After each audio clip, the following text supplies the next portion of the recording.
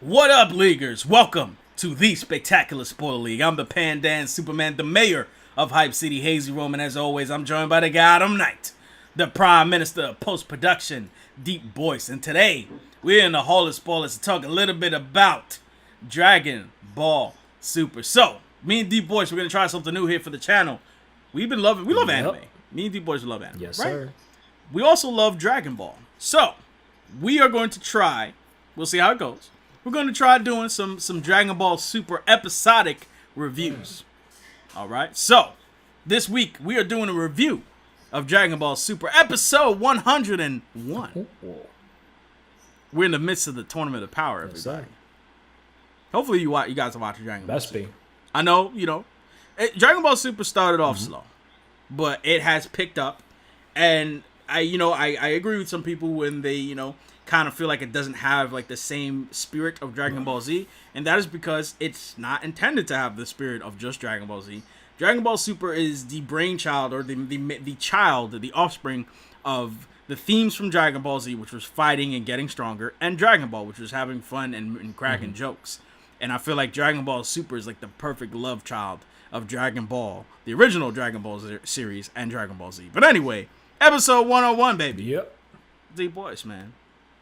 Where we at? Yeah, I mean, it seems like it's halfway through the Tournament of Power, which was, I guess, a concoction of the ever so intelligent Goku and Zeno-sama. I guess they felt they wanted to see, Goku always wants to test his mettle and his strength and fight stronger opponents. So what better way to test that than to fight the strongest from all the different universes that exist, and with a very positive stipulation where the universes that don't make it get eliminated completely. Just destroyed, disappeared, no ifs, ands, or buts. Turned into nothingness. Given the kibosh. The kibosh. I mean, turning Goku into one of the most evil villains in the history of Dragon Ball. Because he's just so dangerously aloof about the stakes. It's a little. And I mean, putting his own family, in danger. But essentially, yes. I mean, when has Goku actually cared about his family? Absentee dad of the year. But obviously we're starting at episode 101, so a lot has happened. But at this point, it seems like each episode, starting with or within the Tournament of Power, will center around a different set of fighters going up against Earth's fighters. Essentially, I mean, they represent Universe 7. And in this one, this is when not only does this introduce the Busters in the Pride Troopers. I mean, the Pride Troopers, they're part of Universe 11, and they're sort of like a good version of the Ginyu Force. And the main guys, like the most powerful guys, Toppa, which is the guy with the mustache, Jiren, which is supposed to be like the badass, who's silent, and this guy Dispo, he looks like Beerus. You don't know much about him, but he didn't get eliminated right away because, so that pretty much lets you know that he means business. Like he's probably tough. So they took in the rest of these guys on here. I mean, I'm going to name some of these ridiculous names. They're, Akira Toriyama likes to name his characters after like food or kitchen related things. So you got basically Casserole, Cocote, I'm not sure how you would pronounce that, Vuan, Tupper, Zoire, and Kettle. And they were basically the main people that were fighting. They were the gutter trash that got owned in this episode. Throwback. They were the gutter trash. The gutter trash of the Pride Troopers, and they were the ones that kind of tested the mettle of, I guess, Goku. But it was more, I guess, putting over the other Saiyans. Which is a problem I got, man. It's a problem I got, man. Because Kale, Caulifa. I don't know if we're calling her cauliflower or Caulifla. They've powered up way too quickly, and I think that's the argument of valid concern that a lot of people have. What do you think? I agree. I mean, this is a problem that I've had with like Dragon Ball Z. It made me not like the characters of Goten and Trunks as much as I would have. Because I mean, then I can understand, because I know Toriyama likes he likes having those young characters, but at the same time, if you're gonna have them actually fight that far into Dragon Ball Z, they got to be super powerful and strong. I guess I kind of understand, but I don't like. What makes this all fun and interesting is seeing the progression, like seeing people like work and get beat up and almost not make it and then become powerful afterwards. I mean, that's one of the defining characteristic of Saiyans, where after they get beat up in a fight, they survive, they end up stronger. And then, seeing these new characters that do have potential, I think they could be interesting if they get brought into the mold or they get brought into Universe 7. But then seeing them just quickly become so powerful, it's like you said, it's a problem with the show because it kind of throws off the power levels. I mean, if you have Super Saiyan God Goku who was fighting Beerus, and then Frieza's become more powerful, but then they can go toe to toe with Goku, who should be more powerful than them, and Vegeta should be more powerful than them, and it's throwing the power levels and who should be fighting against who kind of off. I mean, I think it was a good idea that they had, I guess, again, the gutter trash of the Pride Troopers go up against Caulifa and Kale, and you see some character growth for the character of Kale, who's like a legendary Super Saiyan. I mean, she's like the female Brawly, and she transforms, she gains control, she transforms, and those Pride Troopers that we mentioned is like 1, 2, 3, 4, 5, 6, 7 of them. They get owned in this episode. They get owned. Yeah, go ahead. Yeah, I mean, I'm not. I'm not what I like to call a power level whore. Where I'm just like, there's some people who are like always trying to talk about power level. Like they just like want to know. They want to have like in their head an official ranking of how powerful characters are. But like, let's be honest. Like that's not how a real fight works. It's not always about how powerful someone is. It's about mind. It's about approach. It's about intent. You know what I'm saying? Like that's what makes Frieza such a dangerous character. So like I don't mind as much with Super, some of the power level issues. My issue comes with like, for example, control of the powers. Like these Caulifla literally became a Super Saiyan 2 like nothing. Meanwhile, you got Gohan over here. Now once again, it was definitely dependent on his mindset, but she's like literally described going Super Saiyan as a tingly feeling in the back. It just turn Super Saiyan into a joke. It's like, that's all you need to do is get a tingly feeling in your back and power up, and all of a sudden you're a Super Saiyan. Like, not only that, you got the fact that Kale, who is shown to be like going in Berserker mode, throughout this episode and previous episodes, legendary Super Saiyan mode, whatever you want to call it. She's owning up it, but not having control of the power. But I'm like, you got to remember, this episode, her gaining control of that power and seemingly being able to focus and not be, crazy. Like, this tournament is taking place over the course of, like, 40-something minutes. And you're talking about them mastering these forms that it took Goku and Gohan and, Vegeta years to get down. Now, that being said, it could speak to how these characters are prodigies. Maybe they're, like, just really great fighters. Cool. But I'm like, you haven't introduced them long enough to establish that.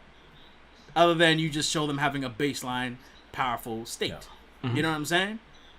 And I think that's where my issue lies. Like, I'm just like, Kale is out here, like, going one-on-one with the great one, Goku, man. Like, in the last episode, she kind of faced on the Super Saiyan Blue form. Now, I believe that Goku wasn't trying to put her down, and that's pretty much why. I mean, he did give her a Kamehameha, like, Super Saiyan Blue.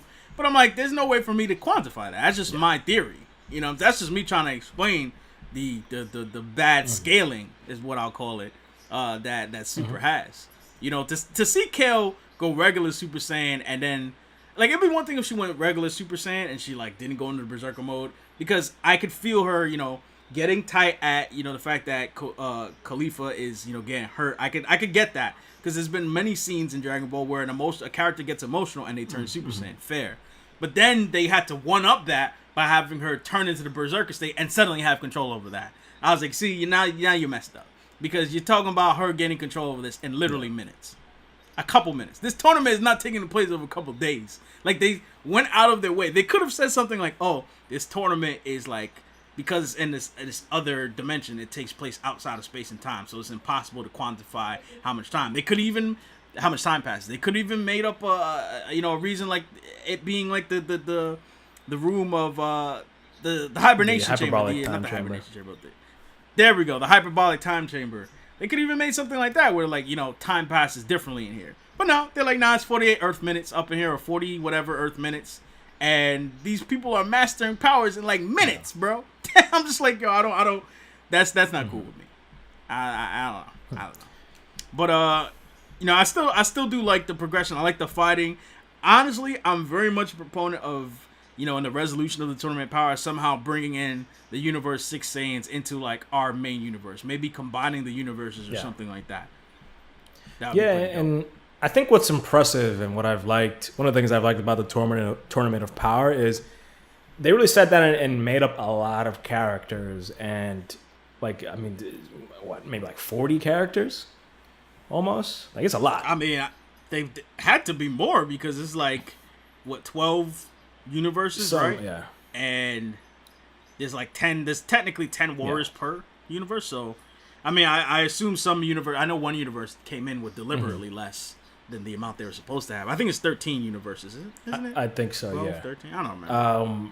But yeah, I feel like there's a lot of these characters. I mean, I wouldn't be surprised if, I mean, we have theories as to what may happen at the end of this tournament in particular, which maybe we'll get into soon. But I wouldn't be surprised if some of these characters or some of these universes actually don't get erased and they save them. Because some of these characters, I'm kind of interested in maybe seeing them again in the future of the show. I mean, I think they did a decent job. Again, I'm fine with the fact that it's like a mix of Dragon Ball Z, and Dragon Ball, where it's it's a little kind of over the top sometimes, a little silly, but they still try to have some beastly fights going on. Like, I don't really necessarily want to see episodes like the one with that little android girl, which is like another character that Toriyama made. Like, I was probably one of the worst Dragon Ball Super episodes ever. I did not care for that episode at all. But some of these, Raleigh, that crossover they had.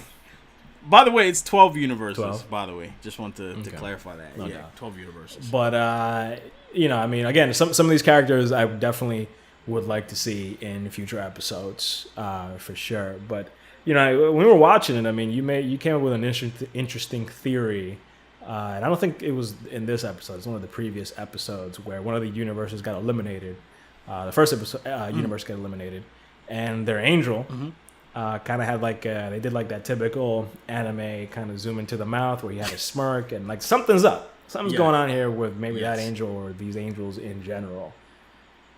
Definitely. I mean, I just feel like there's something more devious going on in this whole thing. I mean, Zeno or Omni King, whatever you want to call him, him being wanted to destroy these planets. By the way, they call it power levels that these universes have. Call them planets. I mean universes.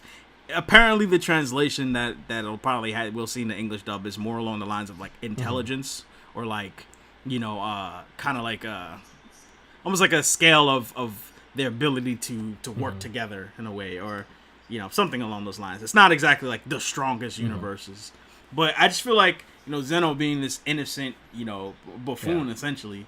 He's just a little kid. They're both just little kids. I just felt like when they zoomed into Mojito from Universe 9, that's the name of the angel from Universe 9. I had to look that up real quick. And they zoomed in on him smirking, and they had like kind of like his eyes blacked out. That's the typical anime thing where you show someone thinking something villainous or devious. And the fact that he smiled when his universe got deleted, that to me, I feel like the angels might come into play somehow. And that being said, the Great Priest, who is, I know he's the father to at least Whis and Whis' sister over on Universe 6, but they've said in canon that he's one of the top 5 fighters in the universe, or at least he's considered to be one of the top 5 fighters in the universe. So I could totally see that becoming a villainous situation. But as far as episode 101 goes, I mean, the Universe 6 Saiyans are a force to be reckoned with. I definitely think they powered up too quickly, and I also think Goku is acting insanely stupid during this tournament. Like, he's just not paying attention at all. Like, he's just like very aloof. For someone who's like, yo, I want to just fight people, it's like, bro, you are not paying attention, man. You getting your ass kicked. You're getting your ass handed to you. But I will say, the androids, man. I love seeing androids getting mixed. Android 17 powered up way too fast. Another character powered up way too wildly, in this series. But I digress. Man. But it'll be interesting to see. They're teasing Jiren versus Goku. Remember, Frieza's out there scheming because he's over there scheming with his Universe 6 counterpart. And then you also have Vegeta versus Hit. I want to see that. I kind of want to see that rematch. Because Hit is kind of becoming one of the characters I like a lot. That time skip is and also, I want to say in episode 101, one thing that I thought was cool that I forgot to mention is Kale and Caulifla did like a Kamehameha, I guess, or some sort of blast. They had their own unique blast. Yeah, they just did a team up blast. They didn't name it like they've been naming all these other moves. And that also brings up a team up that happened in an earlier episode. It was like Final Kamehameha, like Final Flash mixed with Kamehameha that Vegeta and Goku did. That was... I marked out. I was like, woo, that was dope. I want to see something like that again. Yeah, when they were fused together. Yeah, that was hot. I don't want to see no fusions in this tournament, though. Please. Like, I want to see... I've never been a big fan of the fusions. I just feel like they're a cop-out. But I mean, these fights, man. I do feel like we're getting some dream team ups though. That's what I kind of love. You know, people may argue that like people like Tien and Master Roshi, they're weak and they shouldn't really be there. But I just like to believe, hey, they've been training all these years, finally paid off. That's all I'm thinking of it as. And I like the fact that they're there. I like the fact that Super has effectively made characters who had become obsolete and, quite frankly, they were underused for no reason. I like the fact that they're bringing them back into relevance. I mean, episode 102 is supposed to be a team up between Goku and Android 17 apparently, and I'm 100% down for that. Totally agree. 100% down for that, man. But are we gonna give this a rating? If I had to give it a number, if I got to give this episode a number, I would just say, I would give it, it's 7.5 Dragon Balls out of 10 Dragon Balls. Let's do it that. What about you? Yeah. I mean, that sounds about right. Like a 3.5 out of 5. my man had to switch up the scaling. I go with out of 10. This guy's got to go out of 5, brother. That's a 7 out of 10. I did the conversion for you, sir. All right. So I rated it a little bit higher than you bastard. What do you guys think about Dragon Ball Super episode 101? Would you like to see us talk more about Dragon Ball Super? We like that anime. We really want to do something with Dragon Ball Super. And we're big anime fans here at the Spectacular Spoiler League, so we've been, waiting to introduce something like that. And Dragon Ball Super is just, we're huge fans of the Dragon Ball franchise, lifelong fans. And we want to hear your opinions on it. Let us know what you thought about the episode. Let us know if you want to see us cover more Dragon Ball Super. And by all means, join up with the Spectacular Spoiler League by hitting that subscribe button. And also, turn on them alerts, man. Turn on them alerts, yo. So you can see these videos drop, man. Por favor. Hit that like button, too, to show some support and help spread these videos out. We need to recruit some people into the Spectacular Spoiler League. And we can only do that with your help. Without that being said, man, we getting out of here.